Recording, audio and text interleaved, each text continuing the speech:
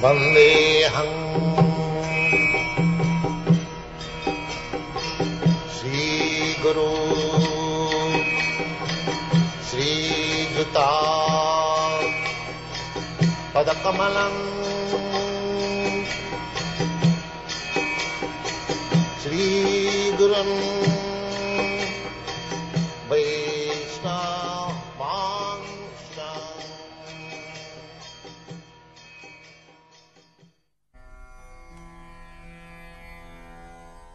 25e chapitre. Les gloires du service de dévotion. Shri Shonaka dit: bien que non né, Dieu la personne suprême naquit en tant que Kapila Muni, de par sa puissance interne. Il descendit en ce monde afin d'y propager le savoir spirituel, au profit de la race humaine tout entière. Nul ne possède une connaissance plus vaste que le Seigneur. Nul n'est plus digne d'adoration que lui, et il n'est pas de yogi plus parfait que lui. Il représente donc le maître des Védas, et d'écouter ses gloires de façon constante procure au sens le véritable plaisir. Veuille donc relater en détail toutes les activités et tous les divertissements du Seigneur souverain, qui est source d'une infinité de désirs spirituels et absolus, et qui accomplit toutes ses œuvres à travers sa puissance interne. Shri Sutta Goswami dit: Maitreya, le très puissant sage, était un ami de Vyasadeva. Encouragé et heureux de la requête de Vidura à propos du savoir spirituel, Maitreya lui dit ces paroles. Maitreya dit: lorsque Kardama partit pour la forêt, Kapiladeva resta sur la berge du Bindu Sarovara pour satisfaire sa mère, Devahuti.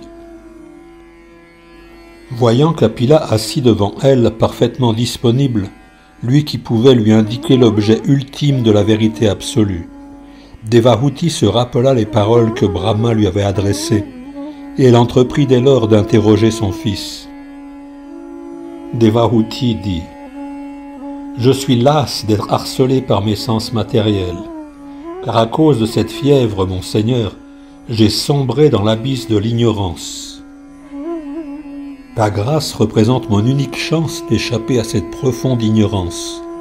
Tu es mon œil spirituel que j'obtiens aujourd'hui par ta miséricorde seule après d'innombrables existences. Tu es Dieu, la personne suprême, l'origine et le maître absolu de tous les êtres. Tu es apparu tel un soleil répandant ses rayons pour dissiper les ténèbres de l'ignorance qui enveloppe l'univers. Aie maintenant la bonté, mon Seigneur, d'anéantir l'illusion qui me recouvre. Influencé par le faux ego, j'ai été accaparé par ta Maya, et je me suis identifié au corps ainsi qu'aux liens qu'il suscite. J'ai trouvé refuge à tes pieds pareils au lotus, car tu es la seule personne digne de servir de refuge. Tu représentes la cognée qui abat l'arbre de l'existence matérielle. Je t'offre donc mon hommage, à toi le plus grand de tous les spiritualistes, et je m'enquiers auprès de toi de la relation unissant l'homme et la femme, ainsi que celle unissant l'esprit et la matière. Maitreya dit: après avoir entendu sa mère lui exprimer son pur désir d'atteindre à la réalisation spirituelle, le Seigneur la remercia intérieurement pour ses questions. Puis, le visage souriant, il lui indiqua la voie des spiritualistes, dont l'intérêt se porte vers la réalisation de l'âme. Le Seigneur suprême répondit: le yoga qui fait état du Seigneur et de l'âme distincte, qui vise au bien ultime de l'être vivant et qui entraîne le détachement des joies et des peines propres à l'univers matériel, représente la plus haute forme de yoga. Ô Mère, toi si vertueuse, je vais maintenant t'expliquer la science ancestrale du yoga, celle même que j'ai jadis révélée aux grands sages. Cette voie est pratique à tous égards. Lorsque la conscience de l'être vivant est attirée par les trois formes d'influence propres à la nature matérielle, on le dit conditionné. Mais que cette même conscience s'attache à Dieu, la personne suprême, et l'être se situe alors au niveau libéré. Il verra se purifier ses pensées, celui qui s'affranchit tout entier de la concupiscence et de l'avidité.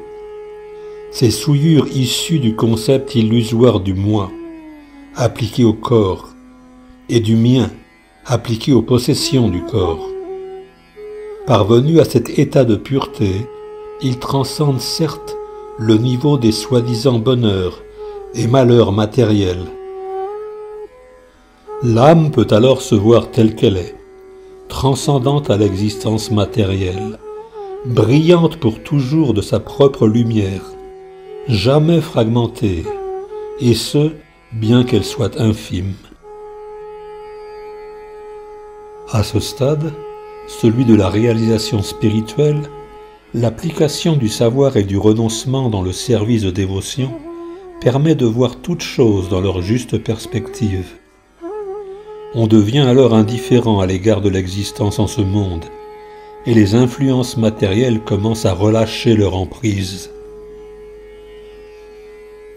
Aucun yogi ne peut atteindre à la perfection de la réalisation spirituelle sans adopter la voie du service de dévotion offert au Seigneur suprême, car c'est là la seule voie qui soit réellement d'heureux augure. Tout homme de connaissance sait bien que l'attachement à la matière représente le plus grand asservissement qui soit pour l'âme spirituelle. Mais ce même attachement, lorsqu'il est reporté sur les bhaktas réalisés, ouvre la porte de la libération. Les signes distinctifs d'un sadhu sont sa tolérance, sa compassion et l'attitude amicale dont il fait preuve envers tous les êtres. Il n'a aucun ennemi, il est paisible, il se conforme aux Écritures et tous les traits de sa personnalité sont sublimes. Un tel sadhu s'emploie fermement au service de dévotion offert au Seigneur, sans déviation aucune. Pour la cause du Seigneur, il renonce à toute autre relation, comme les rapports familiaux ou les amitiés matérielles. Parce qu'il s'emploie constamment à écouter et à chanter mes gloires divines, les sadhus ne souffrent pas des maux inhérents à l'existence matérielle, car ils sont toujours absorbés en la pensée de mes divertissements et de mes actes. Ô ma mère, femme vertueuse, sache que ce sont là les qualités des grands bhaktas, dénués de tout attachement. Tu dois toi-même apprendre à t'attacher à ces êtres saints, car ceci aura pour effet de neutraliser les effets pernicieux de l'attachement à la matière. Dans la compagnie des purs bhaktas, les entretiens sur les divertissements et les activités de Dieu, la personne suprême, sont très plaisants et satisfaisants pour l'oreille et le cœur. Celui qui cultive ce savoir avance d'un pas certain sur le sentier de la libération. De là, il s'affranchit de toute contrainte matérielle, et son attrait pour le Seigneur devient inaltérable. Alors naît la dévotion véritable, et commence le service dévotionnel. L'être qui consciemment s'emploie ainsi à servir le Seigneur avec dévotion, au contact des bhaktas, obtient de dédaigner le plaisir matériel dans ce monde comme dans l'autre, à travers le souvenir constant des activités du Seigneur.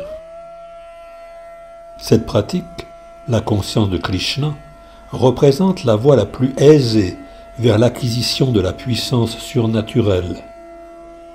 Dès que l'être s'établit véritablement sur le sentier du service de dévotion, il se trouve en mesure de maîtriser le mental. Ainsi, celui qui, plutôt que d'obéir au guna, cultive la conscience de Krishna, le savoir empreint de renoncement, et pratique le yoga, par quoi le mental se trouve constamment fixé sur le service de dévotion. Celui-là obtient de vivre en ma compagnie, dans cette vie même, car je suis la personne souveraine, la vérité absolue. À ces mots du Seigneur, Devahuti demanda « Quelle forme de service de dévotion dois-je cultiver et pratiquer si je désire atteindre sans peine et sur le champ le service de tes pieds pareils au lotus ?» Le yoga de la méditation tel que tu l'as expliqué mène à Dieu la personne suprême et vise à la cessation définitive de l'existence matérielle. Éclaire-moi donc, je t'en prie, sur la nature de ce yoga sublime, et dis-moi combien de voies permettent de le saisir dans toute sa vérité. Kapila, mon cher fils, je ne suis après tout qu'une femme. Du fait de ma pauvre intelligence, il m'est très difficile de saisir la vérité absolue. Mais si tu veux bien me l'expliquer, bien que je ne sois pas très intelligente, je suis certaine de pouvoir comprendre et d'en retirer un bonheur purement spirituel. Shri Maitreya dit « Lorsque sa mère l'eut ainsi informée de ses aspirations, Kapila, qui était issu de son corps, éprouva de la compassion à son égard. Il lui exposa donc, telle qu'elle est transmise par la filiation spirituelle, la philosophie du Sankhya, qui combine le service de dévotion et le yoga de la méditation. Shri Kapila dit « Les sens représentent les devas, et leur inclination naturelle consiste à agir suivant les directives des Védas. De même, le mental représente le Seigneur souverain, et son devoir naturel consiste à servir.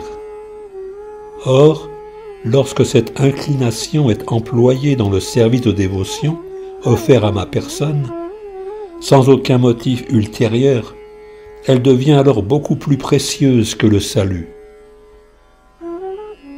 Par elle-même, la bhakti ou le service de dévotion dissout le corps subtil de l'être distinct. Tout comme le feu présent dans l'estomac digère tout ce que nous mangeons. Le pur bhakta, attaché aux activités du service de dévotion, et sans cesse absorbé dans le service de mes pieds pareils au lotus, ne désire à aucun moment se fondre en moi. Inébranlable, un tel bhakta glorifie constamment mes actes et mes divertissements. Ô Mère, mes dévots contemplent sans cesse mon visage souriant et mes yeux pareils au soleil levant. Ils aiment admirer mes multiples formes spirituelles et absolues, infiniment bienveillantes, et s'entretenir agréablement avec moi. En voyant les formes ravissantes du Seigneur, souriantes et attrayantes, et en entendant ses douces paroles, le pur bhakta perd pratiquement toute autre forme de conscience. Ses sens se trouvent affranchis de toute autre occupation, et il s'absorbe dans le service de dévotion. Ainsi, même s'il ne le désire pas, il atteint la libération, et ce, sans autre effort. Ainsi, parce qu'il absorbe complètement ses pensées en moi, le bhakta ne désire pas même la plus haute bénédiction que l'on puisse obtenir sur les systèmes planétaires supérieurs, y compris sur Satyaloka. Il ne désire pas davantage les 8 perfections matérielles que confère la pratique de l'Astanga Yoga, non plus qu'il n'aspire à être élevé au royaume de Dieu. Cependant, même sans les désirer, le bhakta jouit de toutes ses bénédictions, et ce, en cette vie même. Le Seigneur poursuivit. Chère Mère, les bhaktas qui bénéficient de ces perfections divines n'en sont jamais privés. Aucune arme, ni même le passage du temps ne peuvent les détruire. Parce que mes dévots voient en moi leur ami, leur proche, leur fils, leur précepteur, leur bienfaiteur et leur divinité suprême, ils ne peuvent à aucun moment être séparés de ce qu'ils possèdent. Ainsi, m'adorant à travers un service de dévotion indéfectible, moi l'omniprésent, Seigneur de l'univers, le Bhakta renonce à tout désir d'atteindre les planètes édéniques, ou d'être heureux en ce monde, avec richesse, enfants, bétail, maison, ou tout autre objet en rapport avec le corps. Celui-là, je l'emmène au-delà de la naissance et de la mort. Celui qui cherche refuge ailleurs qu'en moi ne peut jamais se défaire de la crainte terrible de la mort et de la renaissance. Car je suis le Seigneur Tout-Puissant, la personne souveraine, source originelle de toute création, et l'âme suprême, l'âme de toutes les âmes. C'est en raison de ma suprématie, par crainte de moi, que souffle le vent, par crainte de moi que brille le soleil, et qu'Indra, le maître des nuages, fait tomber la pluie. Par crainte de moi encore que brûle le feu, et que va la mort prenant son dû. Les yogis, enrichis du savoir spirituel et du renoncement, et absorbés dans le service de dévotion pour leur bénéfice éternel, cherchent refuge à mes pieds pareils au lotus. Et puisque je suis le Seigneur, ils ont ainsi qualité pour entrer dans mon royaume divin, sans crainte aucune. Par suite, les hommes dont les pensées se fixent sur le Seigneur pratiquent intensivement le service de dévotion, et tel est le seul moyen d'atteindre la perfection ultime de l'existence.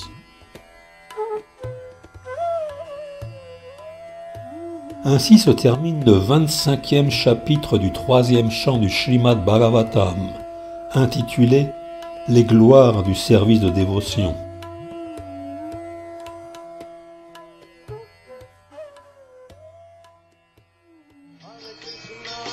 Hare Krishna, Krishna Krishna, Hare Hare, Hare Rama, Hare Rama.